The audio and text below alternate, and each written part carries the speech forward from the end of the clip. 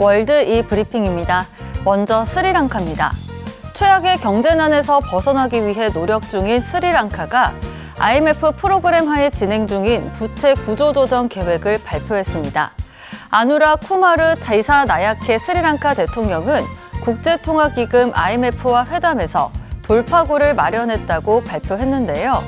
IMF 이사회가 3차 지원 프로그램을 승인하면서 추가로 약 3억 3,300만 달러의 자금이 스리랑카에 공급될 것으로 예상됩니다. 또 디사나야케 대통령은 12월 채권 보유자들과 함께 125억 달러 규모의 채무 재조정을 완료할 계획이라고 밝혔는데요. 일본과 중국, 인도를 포함한 양자 채권자들과 100억 달러 규모의 채무 재조정을 완료하기 위해 필요한 개별 협정을 체결할 것이라고 전했습니다. 프랑스입니다. 예산안을 둘러싸고 프랑스 내에서 정치적 혼란이 극심해지면서 결국 정부가 한 발 물러섰습니다. 미셸 바르니에 프랑스 총리는 지난 28일 2025년 예산에서 전기세를 인상하려는 계획을 폐기한다고 밝혔는데요.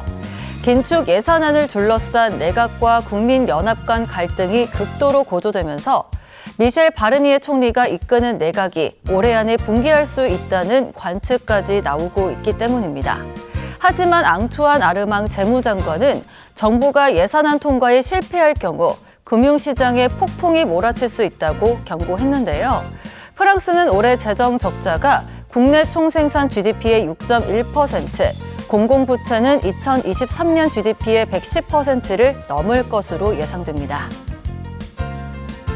미국입니다. 트럼프 미국 대통령 당선인이 취임 후 중국 등에 대한 관세 폭탄을 예고한 것과 달리 미국 대도 수출업자들은 중국과 협력을 구축하기 위해 노력하고 있습니다.